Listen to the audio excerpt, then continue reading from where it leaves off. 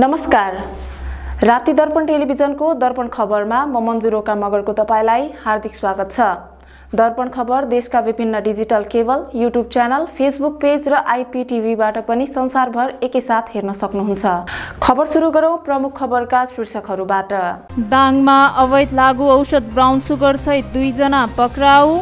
दाङमा वर्षायाम नजिकिएसँगै बाढी बाटो जोगिन उच्च सतर्कताको अभ्यास। खानेपानीको बिल महँगो आएको भन्दै देउखुरी सिसहनियाका उपभोक्ता आन्दोलित। नापी कार्यालय भैरहवाका अमिन घुस सहित पक्राउ।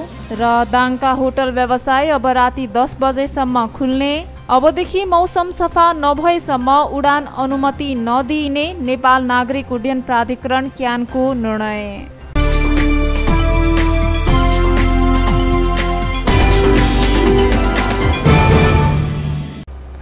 अब खबर विस्तारमा। लमही नगरपालिकाका सदस्यहरू निर्विरोध निर्वाचित भएपछि कार्यपालिका सदस्यको सोमबार टुङ्गो लागेको छ। नगरका एक वडाध्यक्ष बाहेक अन्य प्यानल सहित कांग्रेसले जितेपछि कार्यपालिकामा पनि कांग्रेसले क्लिन स्वीप गरेको छ। 8 जना सदस्यहरू सर्वसहमतिबाट निर्वाचित भएपछि नगर कार्यपालिकाले पूर्णता पाएको हो। प्रावधान अनुसार प्रमुख, उपप्रमुख सहित निर्वाचित वडाध्यक्षहरू स्वतः कार्यपालिका सदस्य हुन्। त्यस्तै निर्वाचित महिला सदस्य 5 र दलित समुदायबाट 3 जना कार्यपालिका सदस्य हुने प्रावधान छ भने प्रमुख प्रशासकीय अधिकृत कार्यपालिकाको सचिव हुने प्रावधानमा उल्लेख छ। यस्तै समग्रमा लमही नगरपालिकामा सचिव सहित 19 जना सदस्य रहेका छन्। कार्यपालिका सदस्यहरूमा महिला वडा सदस्यबाट वडा नम्बर 1 की किरण चौधरी, 2 की सुनिता कुमारी चौधरी, 5 की चन्द्रा चौधरी, 8 की देवा परिया र 9 की पार्वती विश्वकर्मा रहेका छन्। त्यस्तै अल्पसंख्यक समुदायबाट लमही नगरपालिका वडा नम्बर 3 का लाल बहादुर नेपाली, 4 की तुलसी विक र 6 का भविरा सुनार निर्विरोध निर्वाचित भएका छन्। निर्वाचित कार्यपालिका सदस्यहरूलाई प्रमाणपत्र वितरण गर्दै नगर प्रमुख जोगराज चौधरीले शपथ खुवाएका छन्। कार्यक्रमको सहजीकरण लमही नगरपालिकाका प्रशासन प्रमुख महेश थापाले गरेका थिए। यो भन्दा अगाडि नगरका उपमेयरदेखि वडाध्यक्षहरू पदीय जिम्मेवारीमा नियुक्त भइसकेका छन्।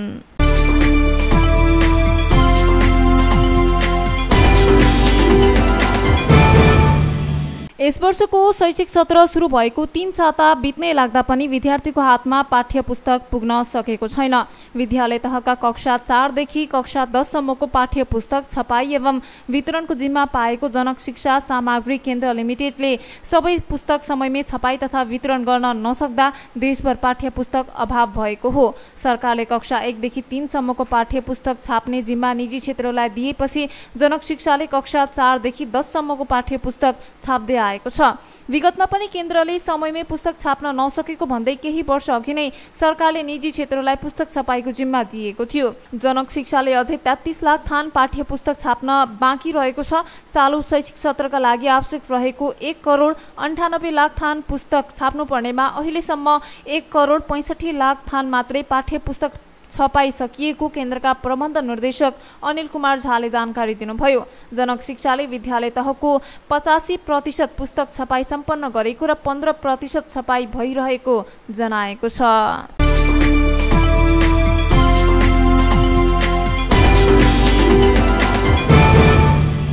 राप्ती गाउँपालिका वडा नम्बर 5, 7 र 8 का स्थानीयहरूले खानेपानीको मिटर बिल बढी आएको भन्दै आन्दोलित भएका छन्। प्रगति नगर शहरी खानेपानी तथा सरसफाई उपभोक्ता संस्थाले वितरण सुरु गरेको खानेपानीको बिल अत्यन्त महँगो भएको भन्दै उपभोक्ताहरूले गुनासो समेत गरेका छन्। खानेपानी आयोजना निर्माण कार्य भर्खरै सम्पन्न गरेर उपभोक्ताहरूको घर घरमा पानी पुर्याएको संस्था पहिलो वर्षको पहिलो पानी महसुल बिलमै विवादित बनेको छ।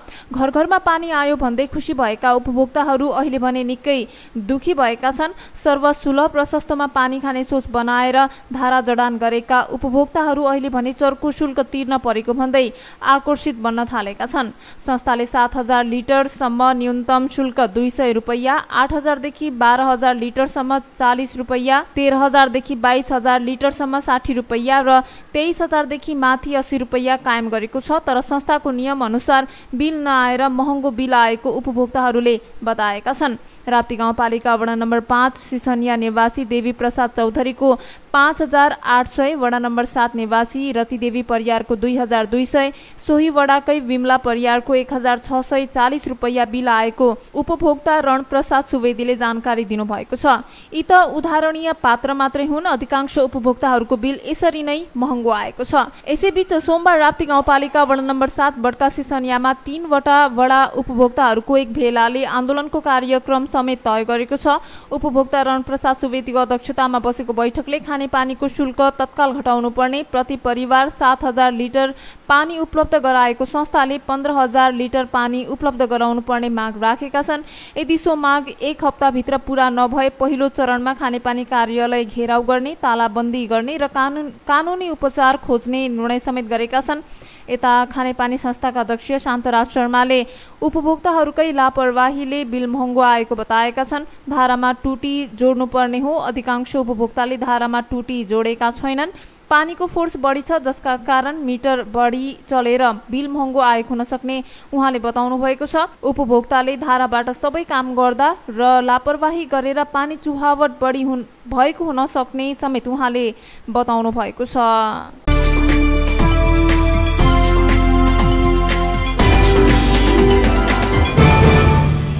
नेपाल पत्रकार महासंघ दाङले स्थानीय तहका जनप्रतिनिधिहरूसँग संचार मैत्री नीति र कार्यक्रम निर्माण सम्बन्धी विषयमा छलफल गरेको छ। कार्यक्रममा घोराही उपमहानगरपालिका, बङ्गलाचुली, दङ्गीशरण र राप्ती गाउँपालिकाका प्रतिनिधिहरूको सहभागिता रहेको थियो। कार्यक्रममा पत्रकारहरूले सहज रूपमा सूचना प्रवाहलाई विशेष ध्यान दिन सुझाव दिएका छन्। यस्तै कार्यपालिका बैठकलाई सबैले हेर्ने व्यवस्था गर्न, निर्णयलाई छिटो सार्वजनिक गर्न, सूचनालाई एकीकृत रूपमा प्रवाह गर्न, पालिका बाट प्रसारण गर्नुपर्ने सूचनाहरूलाई स्थानीय सञ्चार माध्यमलाई दिनुपर्ने र स्थानीय सञ्चार माध्यमहरूको प्रवर्धन गर्ने खालको नीति बनाउन उनीहरूले सुझाव दिएका हुन्। कार्यक्रममा प्रेस स्वतन्त्रता सेनानी सुशील गौतम, प्रेस काउन्सिल नेपालका सदस्य शरद अधिकारी, नेपाल पत्रकार महासंघ दाङका पूर्व अध्यक्ष केवी मसाल, सबिन प्रियासन, पत्रकारहरू सुदर्शन रिजाल, लोकराज पराजुली, दशरथ घिमिरे, ओम प्रकाश गुप्ता लगायतले स्थानीय सञ्चार माध्यमको प्रवर्धन र पत्रकारहरूको क्षमता विकासका कार्यक्रमलाई सहयोग पुग्ने नीति कार्यक्रम तयार पार्न सुझाव दिनुभयो। पत्रकार महासंघ दाङका अध्यक्ष दुर्गालाल केसीको अध्यक्षतामा भएको कार्यक्रममा घोराही उपमहानगरपालिकाका प्रमुख नरुलाल चौधरीले सूचना तथा सन्देशहरूलाई प्रवाह गर्ने सवालमा स्थानीय सञ्चार माध्यमहरूलाई प्राथमिकता दिने नीति नै पारित गरेको बताउनुभयो। स्थानीय सञ्चार माध्यमहरू बलियो भए मात्रै सरकारका गतिविधि र नागरिकहरूलाई सूचना छिटो छरितो ढंगले जनतामा लैजाने बताउनुभयो। पत्रकार महासंघको संस्थागत विकाससँगै पत्रिका, रेडियो, अनलाइन, टिभी जस्ता सञ्चार माध्यमको प्रवर्धन र दिगोपनाका लागि वर्षेनी बजेट कार्यक्रमको व्यवस्था गर्दै आएको बताउनुभयो। त्यसैगरी उपप्रमुख उमा कुमारी ऋषिले सञ्चार माध्यमहरू बलियो भए मात्रै नागरिक अधिकार सुरक्षित हुने बताउनुभयो। त्यसका लागि सरकारले सञ्चार माध्यममा लगानी र प्रवर्धनका कार्यक्रमहरू तय गर्ने बताउनुभयो। त्यसैगरी बङ्गलाचोली गाउँपालिकाका उपाध्यक्ष भक्तबहादुर जीसी, दङ्गीशरण गाउँपालिकाका उपप्रमुख पिमा खड्का र राप्ती गाउँपालिकाका उपाध्यक्ष कमलापति चौधरीले सञ्चार क्षेत्रको प्रवर्धन गर्न प्रतिबद्ध रहेको बताउनु भएको छ। राम्रो कामको प्रचार र गलत काममा खबरदारी गर्नुपर्नेमा उहाँहरूले जोड दिनुभयो। सामाजिक आर्थिक पूर्वाधार सांस्कृतिक विकासमा सञ्चार क्षेत्रले भूमिका खेल्ने उहाँको भनाइ रहेको छ। पत्रकार महासंघ दाङका उपाध्यक्ष वसुन्धरा गौतमको स्वागत मन्तव्यबाट सुरु भएको कार्यक्रमको सहजीकरण सचिव आरके शीतलले गर्नुभएको थियो।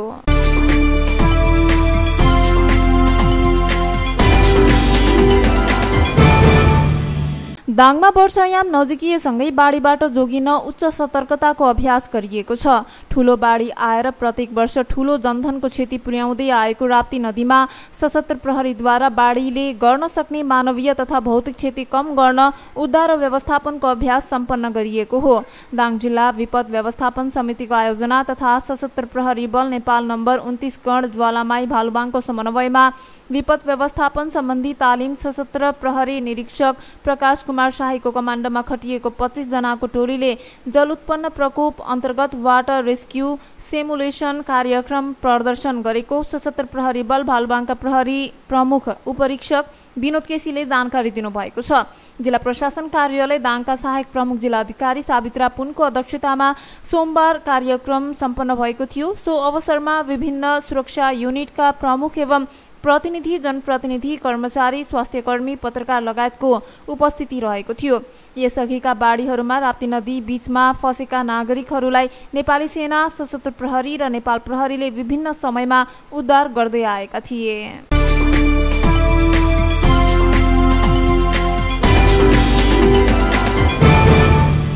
दाङमा यसअघि बेलुकी 9 बजेसम्म खुल्दै आएका बजार व्यवसाय अब राति 10 बजेसम्म खुल्ने भएका छन्। दाङ जिल्ला उद्योग वाणिज्य संघको पहलमा स्थानीय प्रशासन, जिल्ला प्रहरी कार्यालय, स्थानीय सरकारसँगको समन्वयमा अब राति 10 बजेसम्म निर्वाध रूपमा व्यापार व्यवसाय सञ्चालन गर्न दिने सहमति आजबाटै कार्यान्वयनमा ल्याइएको हो। यसअघि जिल्लाको शान्ति सुरक्षाको कारण देखाउँदै प्रहरीले साँझै बजारमा होटल व्यवसाय बन्द गराउने गरेको थियो। कोरोना महामारीका कारण व्यवसाय सञ्चालनको समय अझै छुट्याइएको थियो।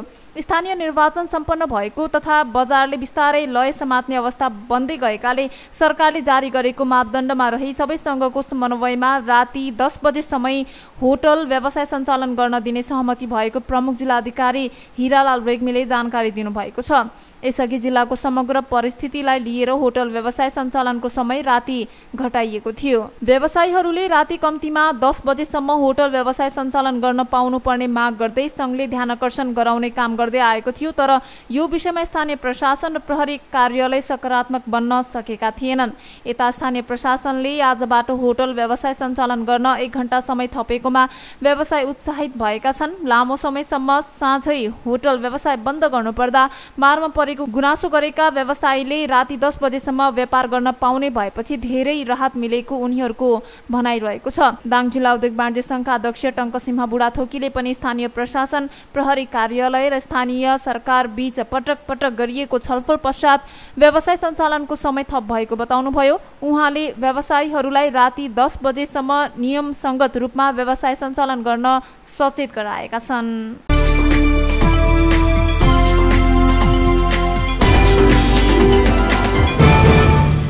मेची महाकाली बृहत रक्तदानसँगै साइकल यात्रा 2079 भन्ने मूल नारासहित मेची महाकाली साइकल यात्रा तय गरेका सन्देश सुवेदी सहितको टिमलाई पद्मोदय क्याम्पसले रक्तदान कार्यक्रमका बीच स्वागत गरेको छ। शिक्षक विद्यार्थी समन्वय समितिले मेची महाकाली यात्रामा निस्किएका सुवेदी सहितको टिमलाई स्वागत गरेको हो। मेची महाकाली बृहत रक्तदानसँगै साइकल यात्रामा रहेका Subedi, Nepal red cross society र नेपाल स्वयंसेवी रक्तदातन समाजको आजीवन सदस्य रहेका छन्। सुवेदीसँगै विश्व साइकल यात्री अजित बराल, सन्तोष गिरी, मन्जिल प्रेती र कमल मगर पनि यात्रामा रहेका छन्।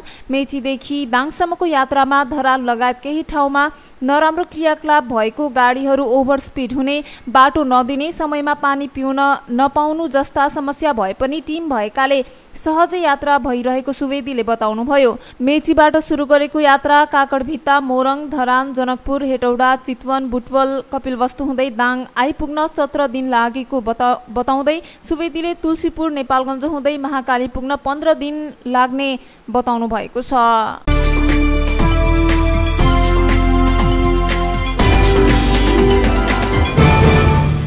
बाँकेको बैजनाथ गाउँपालिका 1 मा आज बिहान बसको ठक्करबाट एक बालिकाको मृत्यु भएको छ। मृत्यु हुनेमा स्थानीय प्रकाश खड्काकी 4 वर्षीय छोरी प्रज्ञा रहेकी छिन्।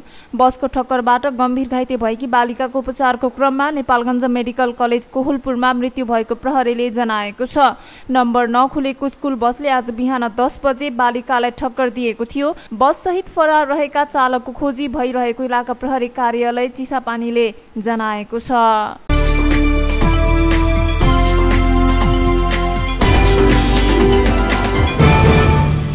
रूपन्देहीको भैरहवा नापी कार्यालयका अमिन टेकबहादुर रायमाझी घुस रकम सहित पक्राउ परेका छन्। जग्गाको हाल साबिक गरे बापत सेवाग्राहीसँग 30,000 रुपैयाँ घुस लिइसकेको अवस्थामा रायमाझीलाई नियन्त्रणमा लिएको अख्तियार दुरुपयोग अनुसन्धान आयोगका प्रवक्ता श्याम प्रसाद भण्डारीले जानकारी दिनुभएको छ।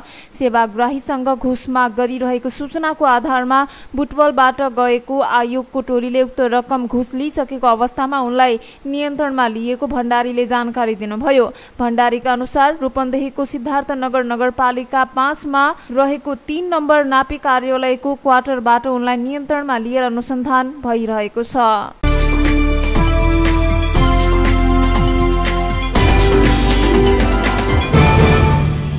केही समय यता अघोषित रूपमा लोड सेडिङका कारण उद्योग व्यवसाय र उपभोक्तामा गएको समस्या चाँडो समाधान गर्न नेपाल विद्युत प्राधिकरण घोराही वितरण केन्द्र समक्ष ज्ञापन पत्र पठाइएको छ। दाङ जिल्ला उद्योग वाणिज्य संघका अध्यक्ष टङ्कसिंह बुढाथोकीको नेतृत्वमा विद्युत कार्यालय पुगेको टोलीले जिल्लाको प्रमुख व्यापारिक केन्द्र घोराहीमा व्यवसायको समयमा अघोषित लोड सेडिङले पटक पटक विद्युत जाने, कम भोल्टेजको विद्युत आपूर्तिले उपकरण नचल्ने, बिना सूचना लाइन काटिने समस्या अवलम्ब समाधान गरिदिन ध्यानकर्षण गराएको हो। अनियमित तथा लो भोल्टेजका कारण व्यवसायलाई आर्थिक क्षति बेहोर्नु परेको गुनासो बढेको हुँदा तत्काल समस्या समाधानका लागि ध्यानकर्षण गराइएको संघका अध्यक्ष बुढाथोकीले जानकारी दिनुभएको छ। ज्ञापन पत्र बुझ्दै विद्युत कार्यालय घोराही वितरण केन्द्र प्रमुख मिथिलेश कुमार गोहिवारले बढी समस्या भएका ठाउँमा नयाँ ट्रान्सफर्मर जडान गरिने बताउनु भएको छ। यसका लागि उचित स्थान पहिचान गरिदिन संघलाई आग्रह गर्नुभएको थियो। घोराही 14, 15, 16, 17 र 18 वडामा व्यापारिक कारोबार बढी हुने हुँदा लो भोल्टेज समस्या हटाउन ठाउँ ठाउँमा ट्रान्सफर्मर राख्न कार्यालयले सहयोग गर्ने भएको छ।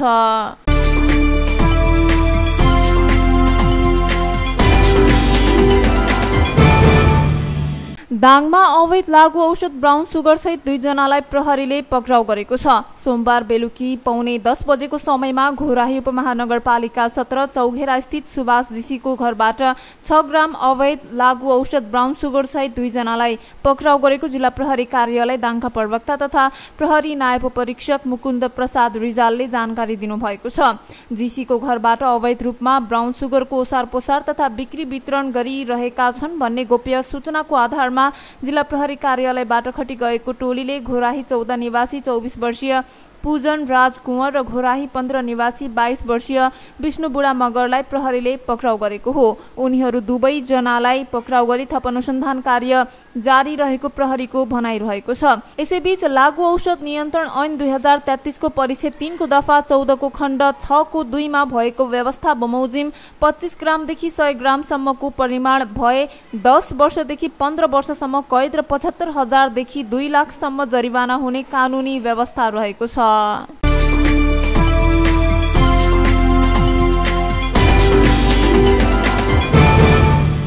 नेपाल नागरिक उड्डयन प्राधिकरणले अब प्रस्थान गर्ने विमानस्थल पुग्नुपर्ने विमानस्थल सहित इनरुट र मौसम सफा नभएसम्म जहाजहरूलाई उडान अनुमति नदिने भएको छ। आइतबार तारा एयरको ट्विन अटर जहाज मुस्ताङमा दुर्घटनामा परि 22 जनाको मृत्यु भएसँगै प्राधिकरणले यस्तो निर्णय गरेको हो।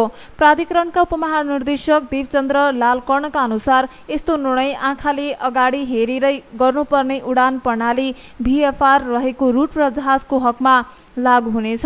अहिले जहाज प्रस्थान गर्ने विमानस्थल र गन्तव्य विमानस्थलको मौसम सफा भएको निश्चित भएपछि जहाजहरूलाई उडानको अनुमति दिने गरिएको छ। पछिल्लो निर्णयपछि अब जहाज उड्ने रुटको मौसम समेत सफा रहेको निश्चित भएपछि मात्र उडान अनुमति दिइने भएको छ। यसको कडाइका साथ पालना गरिने समेत कर्णले बताउनु भएको छ। प्राधिकरणका अनुसार इनरुटको मौसम कस्तो छ भन्ने विवरण भने जल तथा मौसम विज्ञान विभागको तथ्याङ्कलाई आधार मानिनेछ। नेपालमा मौसमको पूर्वानुमान गर्ने आधिकारिक निकाय विभाग नै हो। त्यसो त हरेक वर्ष प्राधिकरणले कम्पनीहरूलाई मनसुन सर्कुलर समेत जारी गर्छ। यो वर्ष पनि एक साता अगाडि मात्रै प्राधिकरणले सबै वायु सेवा कम्पनीलाई बोलाएर मौसमको समयमा गर्न हुने र नहुने कामबारे जानकारी गराएको थियो। प्राधिकरणको सर्कुलर अनुसार जहाजहरू कुनै पनि जोखिम मोलेर उडाउनु हुँदैन। आइतबार भएको तारा एयरको जहाज दुर्घटनाबारे जाँच आयोग गठन भएको छ। दुर्घटनाको कारण सोही आयोगले पत्ता लगाउनेछ। तर तारा एयरको जहाज दुर्घटनामा प्रतिकूल मौसम मुख्य कारण रहेको प्रारम्भिक अनुमान गरिएको प्राधिकरणका महानिर्देशक प्रदीप अधिकारीले सोमबार प्रतिनिधि सभाको अन्तर्राष्ट्रिय सम्बन्ध समितिलाई जानकारी गराएका थिए। सो क्षेत्रमा प्रतिकूल मौसमले आकस्मिक उद्धारमा समेत समस्या आएको थियो।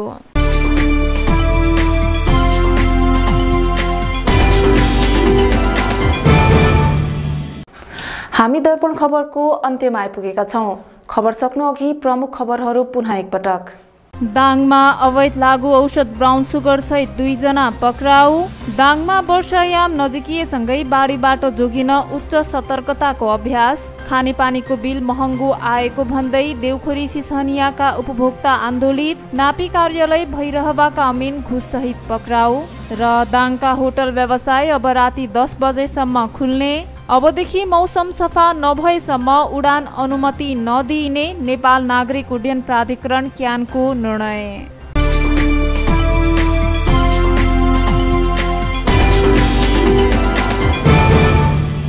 हवस् त दर्पण खबर अहिलेलाई यति नै। समाचार कक्षका सम्पूर्ण सहकर्मीहरूसँगै म मन्जु रोका मगरलाई पनि बिदा दिनुहोस्। नमस्कार।